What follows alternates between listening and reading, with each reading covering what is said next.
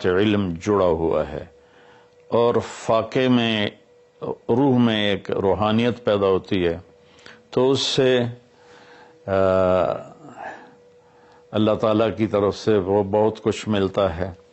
تو اس میں اللہ نے کہا انزل فیہ القرآن، تو اس میں اشارہ ہے کہ رمضان کی عبادت قرآن بناؤ، جتنا قرآن پڑھ سکتے ہو۔ ہمارے ایک ساتھی ہیں مولوی ثناء اللہ، وہ سارا سال ہی 3 دن میں قرآن ختم کرتے ہیں، اور کبھی کبھی ایک ہی دن میں سارا پڑھ لیتے ہیں، اور کبھی 2 دن میں پڑھتے ہیں، لیکن ان کا عام معمول ہے 3 دن میں قرآن ختم کرتے ہیں، سارا دن قرآن پڑھتے رہتے ہیں۔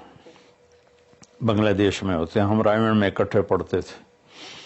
تو جتنا قرآن کے ساتھ ہمارا تعلق بڑھے گا، ہم قرآن کو پڑھیں گے، سمجھیں گے۔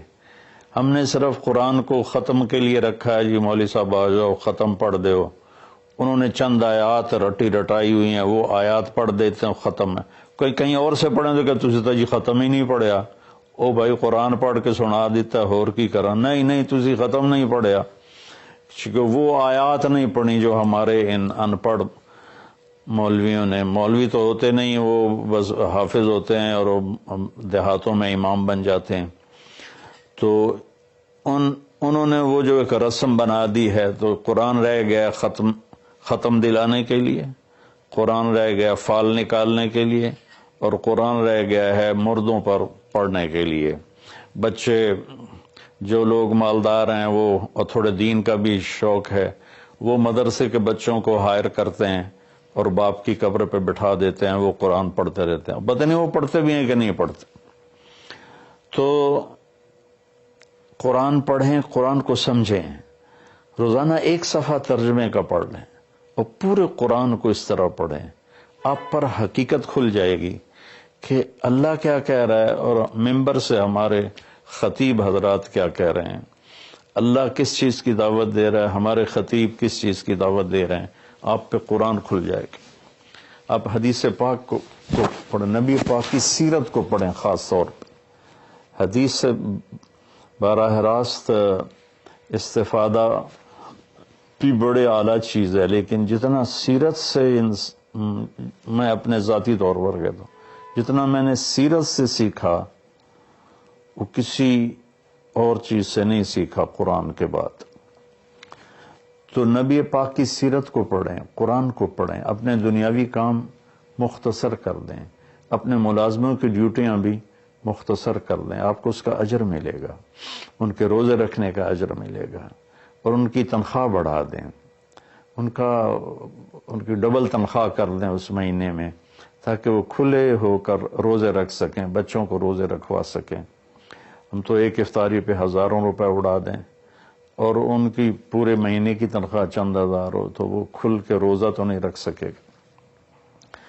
تو انزل فیہ القرآن، پھر آگے اللہ نے کہا ھدی للناس، سبحان اللہ، یہ پوری دنیا کے انسانوں کے لیے ہدایت ہے۔ زمین پہ جو راستے ہیں نا، ان کے نشان ہوتے ہیں، ہم ان کو فالو کرتے ہوئے، جیسے آج میں اپنے گاؤں سے چلا تو سڑک کو فالو کرتے ہوئے میں فیصل آباد پہنچ گیا، اب اسی کو فالو کرتے ہوئے پھر گاؤں پہنچ جاؤں گا۔ ساری دنیا میں سفر کے جو ہمارے دنیا کے سفر ہیں اس کی نشانیاں مقرر ہیں، ہمیں ڈھونڈنا نہیں پڑتا اور چلتے رہتے۔ لیکن جو ہماری آخرت کا سفر ہے اس کی نشانیاں ڈھونڈنی پڑتی ہیں، وہ امتحان ہے، اس کو اللہ تعالیٰ نے اپنے پاس ہی رکھا ہے اور قرآن میں چھپا دیا ہے کہ قرآن پڑھو۔ ہدن، قرآن عربوں پہ اترا تھا تو ہدا کسے کہتے ہیں؟ اچھا، سمندر میں کوئی نشانی کوئی نہیں، اب تو کمپیوٹر آ گئے، تو اس وقت وہ رات کو ستاروں کو دیکھتے تھے اور دن میں سورج کی حرکت کو دیکھتے تھے کدھر جا رہا ہے، تو اس سے وہ راستوں کو متعین کرتے تھے بیچ سمندر۔ جب وہ قریب کسی منزل کے قریب پہنچتے تھے تو وہاں پانی کے اندر سے پہاڑ کی چوٹی نکلی ہوتی تھی، اور اس کا پتھر کچھ ایسا ہوتا تھا کہ وہ دھوپ میں چمکتا تھا اور رات کو چاند کی چاندنی میں چمکتا تھا۔ اس پتھر کو عرب ہدا کہتے تھے، ہدا، سبحان اللہ۔ تو یہاں تشبیہ کیا ہے کہ ان زندگی کا سمندر ہے، زندگی ایک سمندر ہے جس میں آخرت کا راستہ ڈھونڈنا ہے، اور ہر انسان ایک کشتی ہے۔ اس کشتی کو اس نشان تک پہنچنا ہے جہاں سے راستہ ملتا ہے، جس کو ہدا کہتے ہیں۔ تو انسانی زندگی کے سمندر میں